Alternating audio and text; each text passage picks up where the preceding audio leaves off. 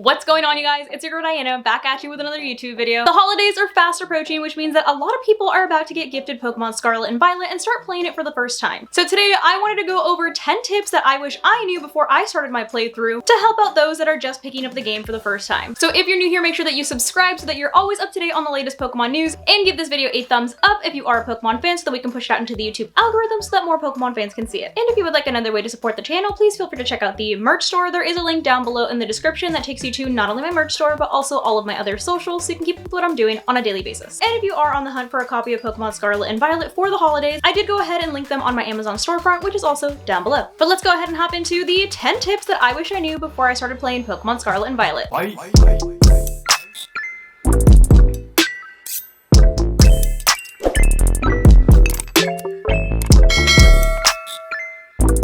Pokemon Scarlet and Violet is marketed as an open world game, and from the very beginning you're given 3 different storylines that you can follow and do in any order that you'd like. However, something that I wish I had known before I'd started playing the game is that there is one storyline that you might want to focus on to make your life a little bit easier. For context, something cool about Pokemon Scarlet and Violet is that you're given access to your box art legendaries at the very beginning of the storyline in order to ride around the Paldea region. However, when you do get your box art legendaries, they're in their weakest form and don't have any abilities, so they're really just a glorified bicycle. You're not able to jump, climb, glide, or even sprint. And the only way that you're able to gain these abilities is through the Path of Legends, which the Path of Legends is the storyline that you go on with Arven, where you take down the Titan Pokemon and collect the Herba Mystica. So in order for you to explore the Paldea region in its entirety, it's definitely best that you focus on the Path of Legends and take down at least the first 3 of the Titans. And this is because the first 3 Titans give you the 3 most important abilities for you to be able to get around the region quickly, as well as explore new areas that you wouldn't be able to without at least one of these abilities. And those 3 abilities are the Dash ability, the Swim ability, and the High Jump ability. The last 2 Titans do give you the Glide and Climb ability. However, if you're just starting out the game, the first 3 should be sufficient for you to be able to start exploring freely. I also don't recommend going up against the last 2 Titans at the beginning of your run through because they are very high level.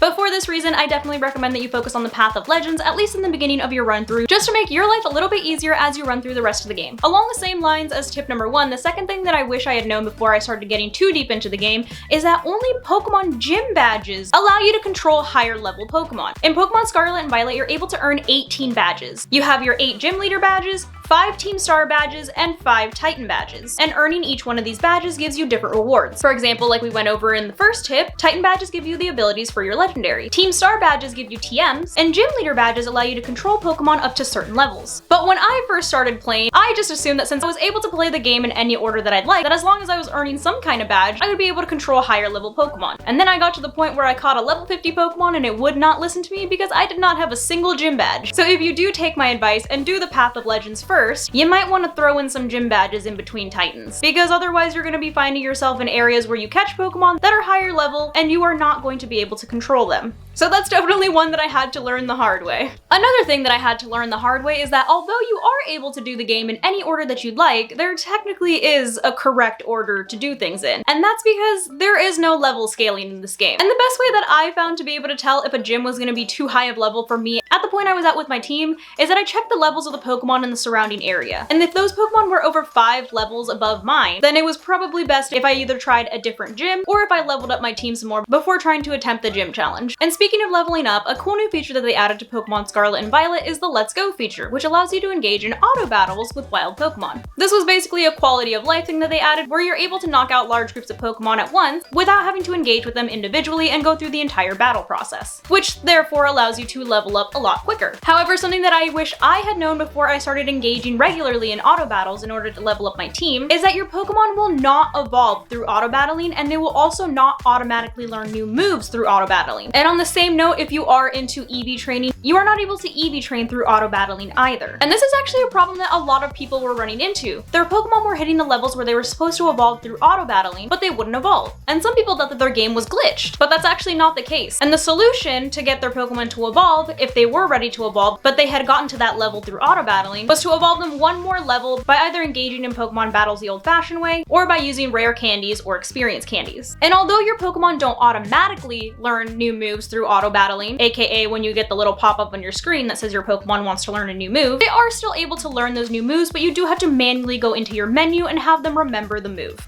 So auto battling is great if you are trying to level up your Pokemon quickly. However, if you are trying to get them to learn new moves or trying to evolve them, just keep in mind that they cannot evolve through auto battling and they cannot learn new moves automatically through auto battling. Not to mention that while you are using the Let's Go feature to engage in auto battles, in between auto battling Pokemon, your Pokemon can also pick up items that they find on the floor. Which, speaking of items, the next thing that I wish I had known before I started playing is that you should really pick up all the items that you see on the floor, because they actually end up being really good. There's 3 different types of items that you can pick up lying around the Paldea region. You have your glint items, which are the little gold sparkles that you see on the floor, which can be things like berries, stones, nuggets, little things like that. And you have your Pokeball items, which can be things like Pokeballs, potions, and other items that you're able to use. And lastly, you have green Pokeball items, which are TMs. And the amount of times that I picked up a Pokeball item or a green Pokeball item and got something that was actually really good and I was actually looking for, like a certain TM or a battle item, was actually insane. So if you see an item, just pick it up because it's gonna help you out in the long run, especially the TMs too. Something else that I wish I had known before I started playing the game is that you really should go off of the trails more often. We're so accustomed to following a linear route in order to get to the next town that it's almost unnatural to actually want to explore the open world of Pokemon Scarlet and Violet. However, what I found throughout my time playing the game is that not only do you get the best items by going to some of the most remote areas, but you also get some of the rarest Pokemon spawns that you wouldn't normally see on a set trail. So if you're not in a huge rush to complete the storyline, go explore, because you never know what you're gonna find on a random ledge. And speaking of walking around and exploring the entire region without staying on the trail, you're gonna want to unlock as many fast travel points as possible. Because just like Sword and Shield, you are able to take flying taxis in order to move from place to place. Especially since the Paldea region is so big, this is definitely a plus. But major cities, Titan locations, and Team Star bases are not the only fast travel points throughout the region. Oftentimes when you are exploring the open world, you'll run into what are called watchtowers. And whenever you visit one of these watchtowers, that point gets marked on your map, so you're able to take a flying taxi there the next time you want to go to that area. And oftentimes they're there for a reason, and there's usually something important that you're supposed to do in that area at a later date. For example, I made a video on where to find all of the stakes to get the 4 legendary ruinous Pokemon in the game, and a lot of those stakes are very easily accessible from the fast travel points at the watchtowers. So considering the region is so vast, and there's so much to do, fast travel points are really going to make your life a lot easier. The next thing that I wish I had known is that the easiest way to get really strong and cool Pokemon and also get really good items is by doing raids. Doing Terra raids is one of the easiest ways to either get rare Pokemon, good stat Pokemon, and also get a ton of experience candies, rare candies, and Terra shards, which are important if you want to change a Pokemon's Terra type. And I didn't realize how helpful these raids were until almost the post game. After I joined my first high level raid and saw all of the items that you're able to collect after beating the raid, I was hooked. And you don't only have to participate in these raids online, although online raid battles are a great way to get into more high-level raids. But there's also raids scattered across your map in your own world that you're able to complete with NPCs. Another thing I wish I had known going into the game is that your menu is kind of a one-stop shop. Not only are you able to access your bag that has all of your items, we also still have a mobile PC, so you have access to your boxes whenever you'd like, so you're able to switch Pokemon in and out. You're also able to trade anywhere in the game with friends. You're able to have your Pokemon remember moves, change their names, change their marks,